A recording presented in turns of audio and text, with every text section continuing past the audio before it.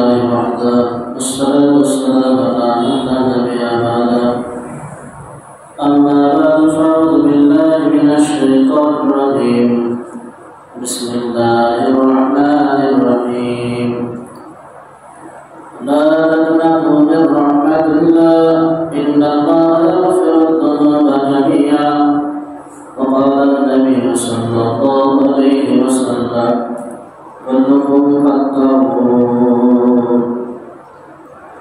درود إبراهيم اللهم صل على محمد وعلى آل محمد كما صليت على إبراهيم وعلى آل إبراهيم إنك حميد مجيد اللهم بارك على محمد وعلى آل محمد كما باركت على إبراهيم وعلى آل إبراهيم إنك حميد مجيد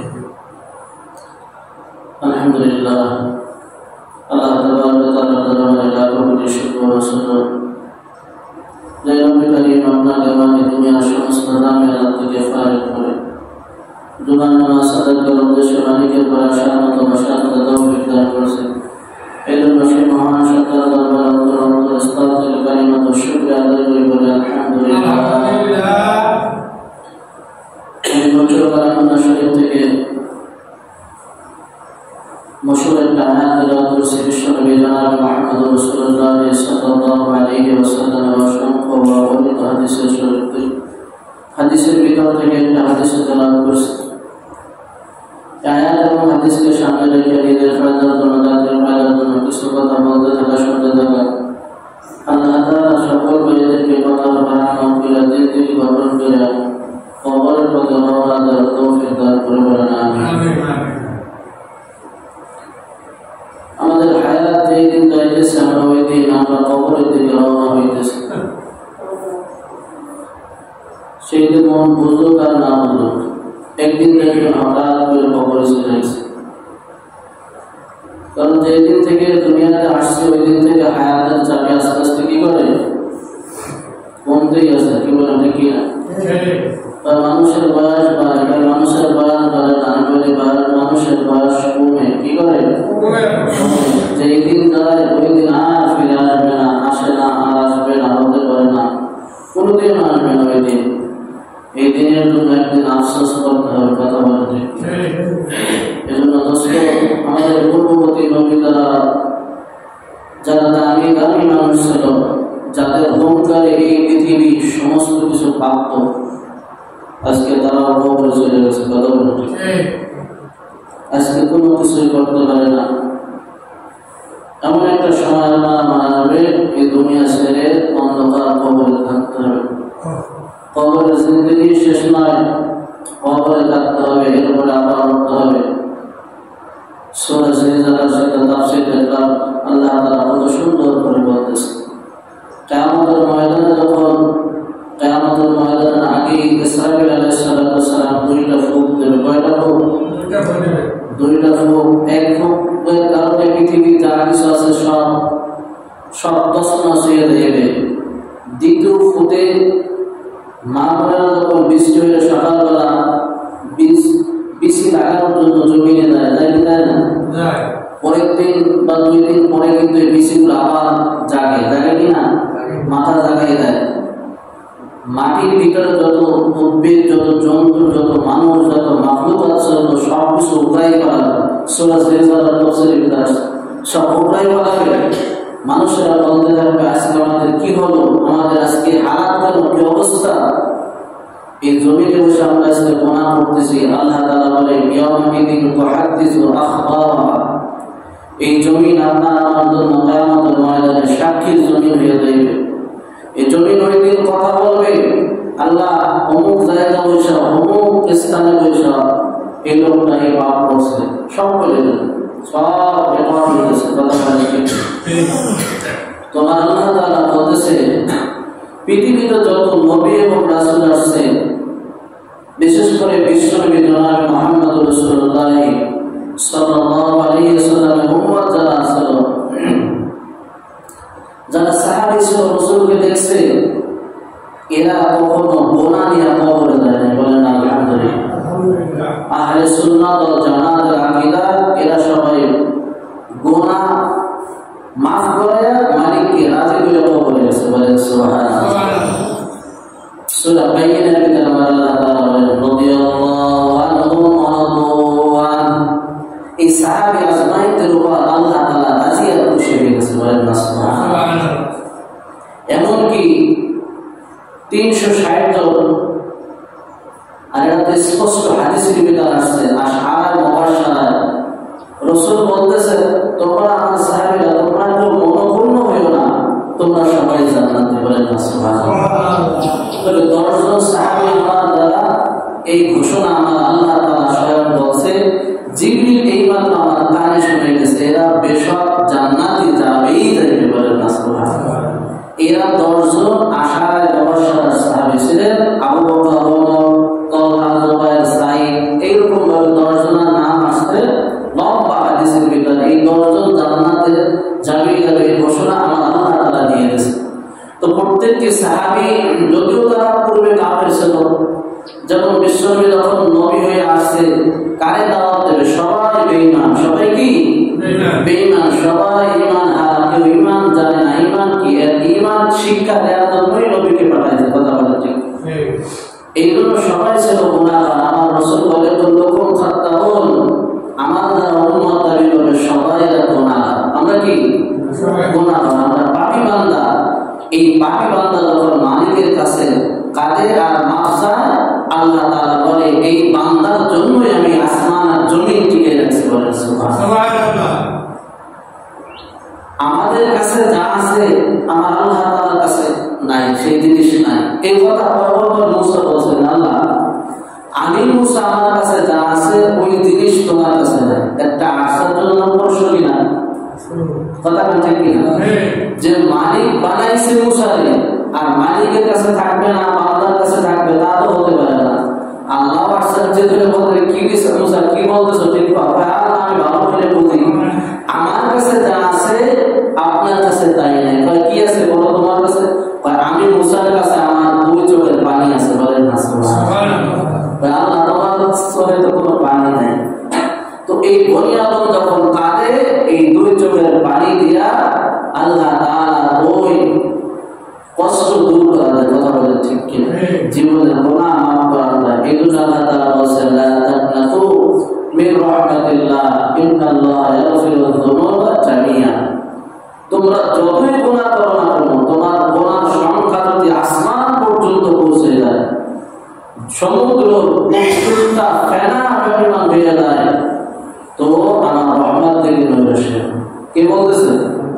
আল্লাহ তাআলা বলতেছে।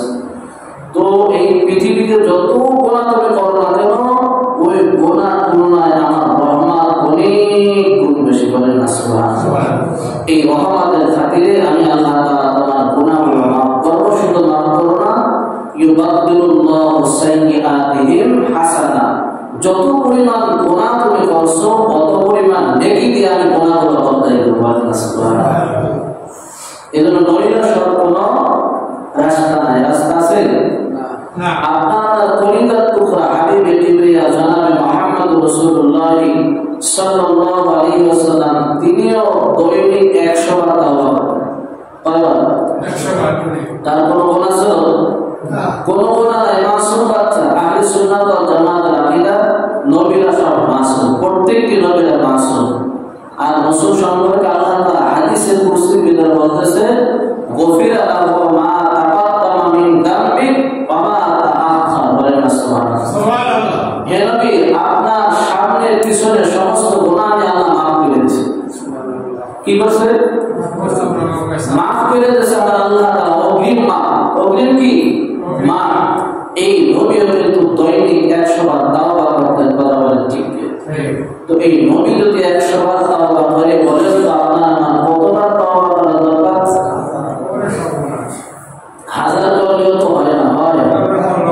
আদায় হয় না। এই জন্য দোস্ত, এই জন্য বেশি বেশি তাওবা করো। কারণ কি? তাওবা করো তখন আল্লাহ তাআলা আপনার গুনাহগুলো মাফ করে দেবে।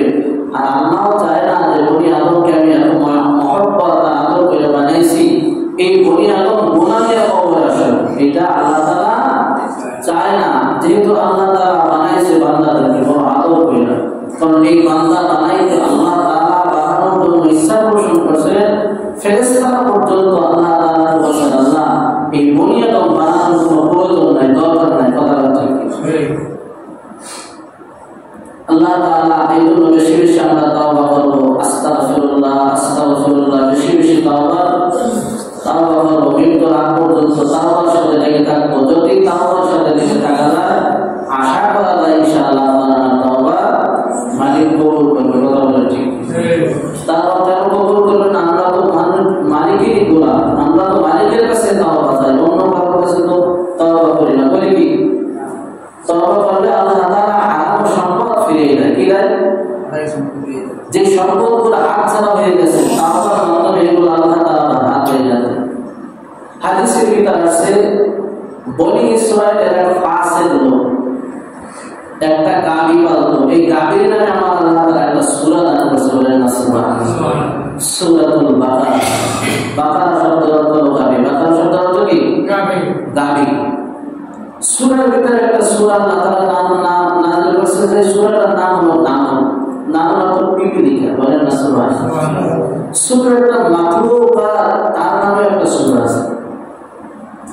সূরাতুল ফিল একটা সূরা আছে, আছে না? আল্লাহু আকবার। তো এই ফাসিক লোক কি করতো? একটা গাভী পালতো। গাভীটা অনেক মহব্বত করতো। মাঝে মাঝে গোসল করাইতো, মাঝে মাঝে জামা পরাইতো, মাঝে মাঝে তেল দিত, মাঝে মাঝে পায়জামা পরাইতো। প্রচুর পরিমাণ, বিপুল পরিমাণ সম্পদ এই গরুর পিছে, গাভীর পিছে খরচ করত। আল্লাহু আকবার কাবীরা। হযরত বনি ইসরাইলের জামানায় আল্লাহ তাআলা আসমান থেকে দুই বেলা জান্নাতি খাবার পাঠাইতেন। কোরআনে হাকিমের ভিতর যে খানার নাম হলো মান্না সালওয়া। কি বললাম? মান্না সালওয়া। এটা আল্লাহ তাআলা খাওয়াবে, জান্নাতি দেওয়া হবে তাদেরকে। বনি ইসরাইলকে আল্লাহ তাআলা সরাসরি আসমান থেকে খানা আসতো, আসমান থেকে পোশাক আসতো। আল্লাহু আকবার। এই পোশাক কোনদিন ময়লা হইত না। এক পোশাকে মানুষ বড় হইতেছে, পোশাক বড় হইতেছে, বলেন না সুবহানাল্লাহ। গরমের সিজন, গরমের মৌসুম, একবার যে পোশাক দুইবার গায়ে দিলে বন্ধ হয়ে যায়, ঘাম লাগে বন্ধ হয়। কথা ঠিক কিনা? আল্লাহু আকবার। জান্নাতি পোশাক কোনদিন বন্ধ হইত না। বনি আদম বড় হইতেছে আর পোশাক বড় হইতেছে, কোনদিন ময়লা লাগতো না, ময়লা হইত না। আল্লাহু আকবার। এই বনি আদমকে, আল্লাহু আকবার, বনি ইসরাইলকে আল্লাহ তাআলা 50 বছর পর্যন্ত জান্নাতি খাবার খাওয়ায় গেছে। বলেন না সুবহানাল্লাহ। কত বছর পর্যন্ত? মা এবং সন্তানকে এইভাবে জান্নাতি খাবার আসমান থেকে দুই বেলা আসতেছে। কয় বেলা? দুই বেলা অটোমেটিক জান্নাতি খাবার এসে যায়। যেহেতু দীর্ঘ সময়, লম্বা সময় জান্নাতি খাবার খাইছে, এখন ছেলের এগুলো ভালো লাগে না। বলতেছে, মা আমার দুনিয়ায় গরুর গোশত ভুনা খাইতে মনে চায়। কি খাইতে চায়? গরুর গোশত ভুনা খাইতে মনে চায়। সকাল বিকাল এই দুই বেলা জান্নাতি খাবার খাইতে ভালো লাগে না। একখানা কতদিন খাবো? বলতেছে, কিভাবে খাইবা? যেহেতু সময় টাইম হইলে জান্নাত থেকে খাবার আসবে, তা মা আজকে থেকে নামাজ বাদ দিয়ে দাও। কি বাদ দেবে? নামাজ বাদ দিয়ে। কি বুঝলেন? নামাজ যখন বাদ দিয়ে দেবো, এক দুই বেলা নামাজ বাদ দিলে অটোমেটিক আল্লাহ জান্নাতের তালায় যাবে, তালা লাগিয়ে দেবে, তারা আর করবে না। কথা ঠিক সেইভাবে তিন বেলা নামাজ পড়ে না, জান্নাতের তালা আর করে না, আর খানা আর আসে না, বন্ধ হয়ে গেছে। একদিন না, দুই দিন না, হাদিসের ভিতর আছে 3 দিন পর্যন্ত না খায় এই যুবকরা থাকছে। এরপরে কাদের সন্ধানে বের হয়েছে? কোথায় গেছে? কাদের সন্ধানে বের হয়েছে? কারণ গরুর গোশত কিনতে হলে তো টাকা লাগবে, টাকা ছাড়া গরু দেবে না। এবার কাদের যখন বের হয়েছে, কি ব্যাপার? তুমি না আল্লাহ ওলি, তুমি না বুজুর্গ মানুষ, তুমি না ইমাম সাহেব মানুষ, তোমাদের বাবার তো ঘরে তো দুই বেলা জান্নাতি খাবার আসে। কি অপরাধ করছো এই জন্য জান্নাতের খাবার আসতেছে না? কি গুনাহ করছো? বনি ইসরাইলরা যদি সামান্য কোনো গুনাহ করত, এই পাও দ্বারা যদি কোনো মানুষ গুনাহ করত, পাও আর চলতে পারত না,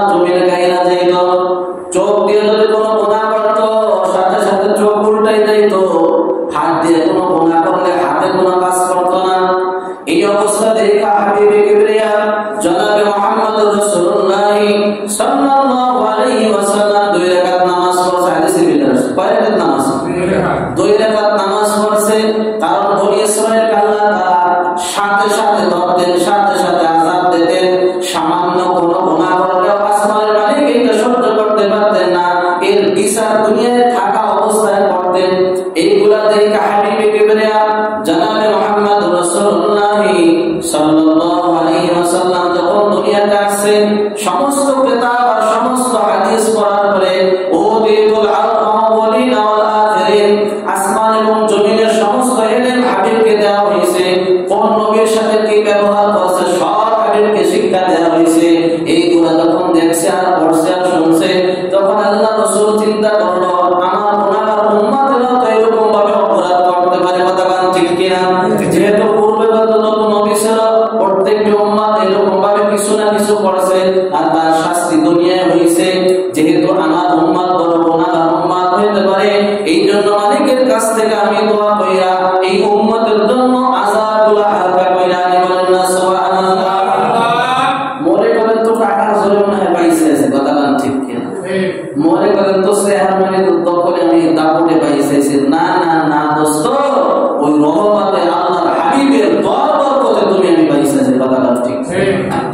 হাদিসের কথা লম্বা হাদিস। 2 রাকাত নামাজ পড়ছে হাবিবে কিবরিয়া জনাবে মুহাম্মদুর রাসূলুল্লাহ সাল্লাল্লাহু আলাইহি ওয়াসাল্লাম। 2 রাকাত নামাজ পড়ার পরে এই উম্মতের জন্য 3টা দোয়া করছে। কয়টা দোয়া? 3টা দোয়া করার পরে আল্লাহ 2টা দোয়া কবুল করছে, একটা দোয়া কবুল করে নাই। কেন করে নাই তাও কিন্তু তার হাবিবকে জানাই দিয়েছে। একটা দোয়া করছে, হায় আল্লাহ আমি তো অনেক কষ্ট করছি, কথা ঠিক কিনা? নবীর চুলায় একদিন খাবার হয়েছে তো 3 দিন না খেয়ে রয়েছে, এইভাবে জিন্দেগি চলছে। অথচ আমার উম্মতেরা যেন না খেয়ে থাকে না। এখন পর্যন্ত কেউ না খেয়ে নাই আছে না? যা যতই দাম হোক না কেন, কিন্তু কেউ না খেয়ে কেউ মারা যায় না, কিছু না কিছু খাইয়েই মারা যায়, কথা ঠিক। নয় ডিলাক্সাল খাইয়া, নয় বিষ খাইয়া, একটা খাইয়েই মরে। মরে কি মরে না? মরে না খাইয়া আর মরে না। আল্লাহ তাআলা কবুল করেছে। যত মানুষ বাড়বে আল্লাহ তাআলা রিজিকও বাড়াই দেবে, বলেন না সুবহানাল্লাহ। নাহনু নারযুকুকুম ওয়া ইয়্যাকুম। কই বুড়া কো খায় না? কই বুড়া কো খায় তো আল্লাহ কে খাওয়ায়? আল্লাহ খায়। আল্লাহ খাওয়ায়, খায় কি না? তাই বুড়ারে যে আল্লাহ খাওয়ায়, বুঝবো তুমি চিন্তা করতেছো যে আরো 27-28 বছর হইলো এরপর বিয়ে শাদী করবো, কথা বলেন ঠিক কিনা? ভাই নিজের বাপ ভাই নিজের ভাই নিজে দাঁড়ায়, আরে যেদিন সাবাল্য কইছে ওই দিন তো আর ভাইও দাঁড়ায়, কথা বলেন ঠিক কিনা? এইসব বাদ দিয়া ছেলেটা যুবক হয়ে গেছে, বিবাহ করে। এটা আল্লাহ তাআলা বলেন নাহনু নারযুকুকুম ওয়া ইয়্যাকুম। ওরা তোমারে যে আল্লাহ রিজিক দেয়, ওই যুবকরে আমি রিজিক দেব, বলেন না সুবহানাল্লাহ। বরং বিবাহ করলে রিজিক আরো বাড়াই দেবে, কথা বলেন ঠিক। অনেকে বিবাহ রিজিকের ভয়তে বিবাহ দেয় না, চাকরি নাই ছেলে, আগে নিজের ভয় নিজে দাঁড়ায়। কার ভয় এখন দাঁড়ায়? তোমার ভয় দাঁড়ায়, কথা বলেন ঠিক কিনা? তো এই জন্য কিয়ামত পর্যন্ত কেউ না খেয়ে মারা যাবে না। দ্বিতীয় নম্বর দোয়া হইল, আল্লাহ বনি ইসরাঈলের সরাসরি আযাব আসছে, আমার এই গুনাহগার উম্মতকে তুমি সরাসরি আযাব দিও না, একটু তাওবা করার সুযোগ দিও, বলেন না সুবহানাল্লাহ। এই জন্য দোস্ত মৃত্যুর আগ পর্যন্ত তাওবার দরজা খোলা আছে। আমরা যে গুনাহ করি দৈনিক, এতে বাইসে থাকা বড় কষ্ট হয়ে যায়, কথা বলেন? বাইসে থাকা বড় কষ্ট হয়ে যায়। তো হারাম খাইলে জমিতে পাথর হয়ে যেত, তাই হইতেছে? কথা হইতেছে? হয় না। কারণ কি? আল্লাহ তাআলা সুযোগ দিতেছে, আল্লাহ তাআলা সুযোগ দিতেছে, ধরে আল্লাহ ধরে না। এই যে রাসূলের মুসলমানদের উপর কি নির্যাতন চলতেছে দেখেন, আল্লাহ তাআলা কুদরতি ভাবে নজর পাঠাইতেছে, কথা ঠিক। তা আল্লাহ ধরি তো ধরি না, ধরলে আবার আমি ছাড়ি না। বন্ধুদের ধরি নাই, এমন ধরা ধরছি ওরে মাশার নামও খায় মারাইছে, কথা ঠিক। জিন্দাগির সহিত স্যান্ডেলের বাড়ি খেয়ে সংসদ থেকে নামছে, কথা বলে। তো আল্লাহ তাআলা সার দেয়, তবে ছেড়ে দেয় না, সার দেয় ছেড়ে দেয় না। 3 নম্বর দোয়া করছে হাবিব যে এই ভাই বোন যেন মিলামিশা না। আল্লাহ তাআলা এই দোয়া কবুল করে না। কি করে নাই? কবুল করে নাই। কবুল না করার কারণ হলো আবার আল্লাহ তাআলা জানাই দিয়েছে, হাবিব আমি এই জন্য দোয়া কবুল করলাম, যদি ভাই ভাই মিলা থাকে তার কোনোদিন কিয়ামত হবে, বলেন সুবহানাল্লাহ। কি হবে না? কিয়ামত হবে না। এই জন্য ভাই ভাই আজকে দ্বন্দ্ব সমাজ আছে না নাই? দোস্ত, এই জন্য আল্লাহ রাসূলের দোয়া, এই দোয়াটা আল্লাহ তাআলা এই জন্য কবুল করেন নাই। এই জন্য আমরা বেঁচে আছি আল্লাহ রাসূলের দোয়ার বরকতে, কথা বলেন ঠিক কি? তো এই বনি ইসরাঈলের এই যুবক এবং মা 50 বছর পর্যন্ত জান্নাতি খাবার খাইতেছে, বলেন না সুবহানাল্লাহ। হঠাৎ তালা লেগে গেছে, কাজের সন্ধানে বের হয়েছে, লোকেরা বলতেছে তোমার কাজে নেওয়া যাবে না, তুমি বড় গুনাহগার, তুমি গুনাহ করছো, যে গুনাহর কারণে আল্লাহ তাআলা আসমানের দরজা বন্ধ করে দিয়েছে, জান্নাত থেকে আর খানা আসতেছে না। বান্দা সাল্লাহ, তোমার একটা কাজে নেওয়া, সবাই দাঁড়ায় দেয়। কি করে? সবাই দাঁড়ায় দেয়।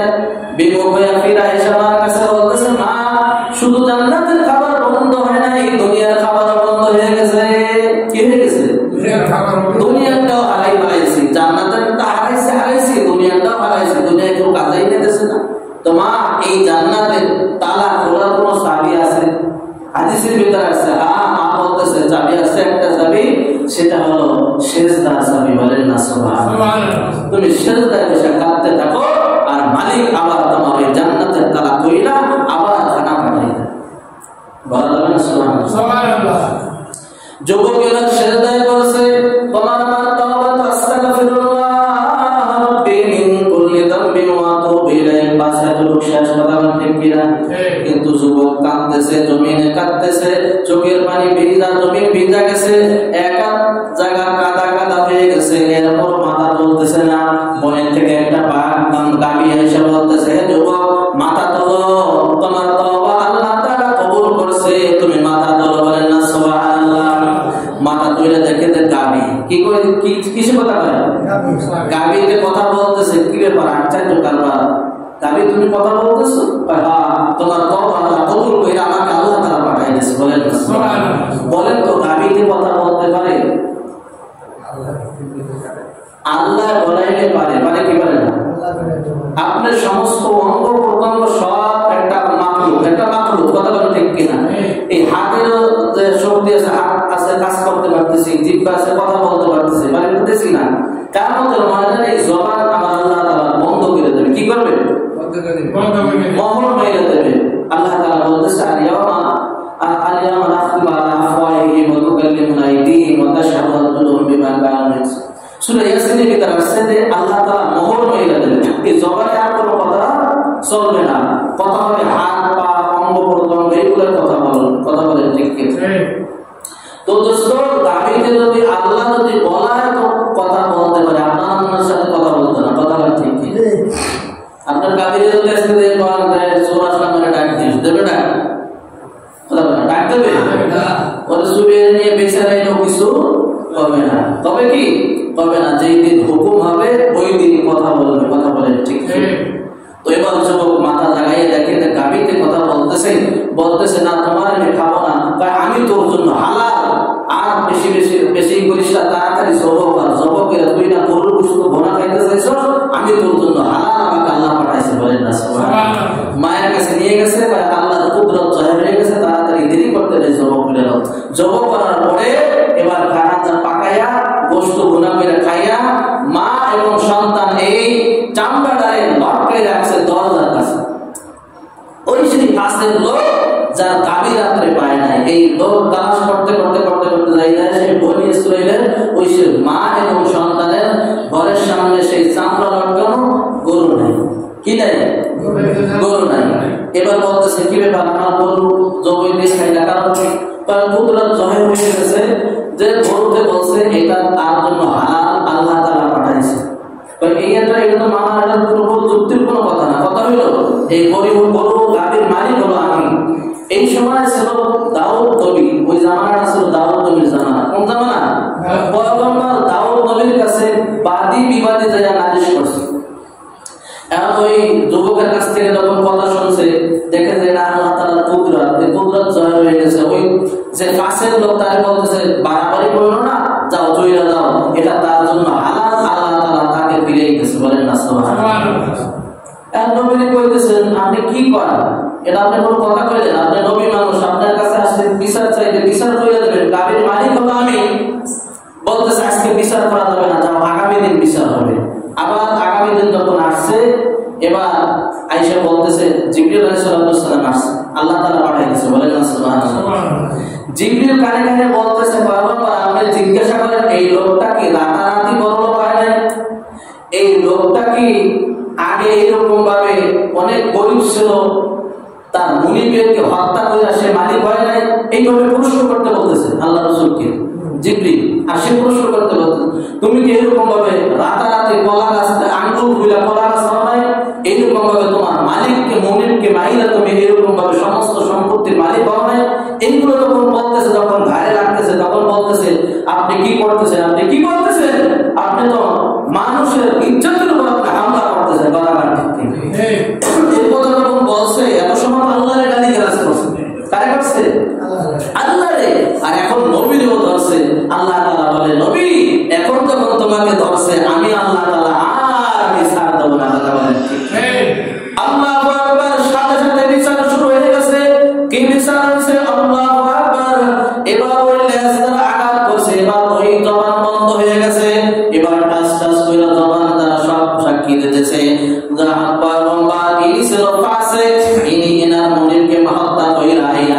সম্পত্তির মালিক হয়ে গেছে। এই সব সম্পত্তির মালিক হলো এই যুবকের বাপ ছিল, বলেন না সুবহানাল্লাহ। এই বড় যুবকের বাপকে হত্যা করার পরে সব কিছু ছিনাই নিয়ে আসতে রাতারাতি বড় লোক হয়ে গেছে।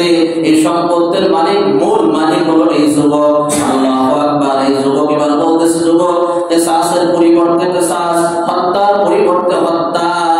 আল্লাহু আকবার। সৌদি আরবে 75% কোরআনের আইন আছে, তাই দেখো কত শান্তি, কোনো ফসল নাই, কোনো ইলমি নাই, কিন্তু ফসলের কোনো খাবারের কোনো অভাব নাই। কথা বলেন ঠিক কিনা? আমার আল্লাহ তাআলা বলতেছে, যখন মানুষ বনি আদমেরা তোমরা কোরআনকে মানবা, আমি আসমান থেকে এমন ভাবে রহমতের দরজা খুলে দেব, জমিন থেকে রহমতের দরজা খুলে দেব, সব রহমত আর বরকত এইভাবে উঠতে থাকবে। আল্লাহু আকবার। 75% ইসলাম মাইনা ইসলাম মক্কার জমিনে দেখো কোনো কিছুর অভাব নাই। বাংলাদেশের মানুষেরা তোমরা যদি 75% না 100% ইসলাম মানো, কসম খোদার আসমান থেকে আল্লাহ তাআলা ওইভাবে রহমত আর বরকত তোমাদেরকে দেয়া শুরু হবে। বলেন না সুবহানাল্লাহ। যেহেতু তার বাপকে হত্যা করেছে, যুবকরে বলতেছে, যুবক কিসাসের পরিবর্তে কিসাস, হত্যার পরিবর্তে হত্যা। তুমি এই মাসলুমকে তুমি এবার এই জালেমকে তুমি হত্যা করো। এবার যখন হত্যা করে ফেলাইছে, বলতেছে এই সব সম্পত্তির মালিক এখন তুমি আর তোমার মা হয়ে গেল। বলেন না সুবহানাল্লাহ। পয়গম্বর দাউদ বলতেছে, যুবক কি আমল করছো যে আমলের কারণে তোমার হারাম সম্পদ আল্লাহ তাআলা তোমার পায়ে এনে রাখছে? পয়গম্বর সেইটা হলো সিজদার তওবা। এমন ভাবে তওবা করেছে, সেই তওবার কারণে আমার আল্লাহ তাআলা আমার পিছনে হারাম মাল আমাকে ফিরে গেছে। বলেন না সুবহানাল্লাহ। তো তওবার দ্বারা লাভ না লস? লাভ আছে না নাই? এই জন্য মৃত্যুর আগ পর্যন্ত তওবার সাথে লেগে থাকবো। বলেন ইনশাআল্লাহ। আল্লাহ তাআলা আমাদের তৌফিক দান করুন। বলেন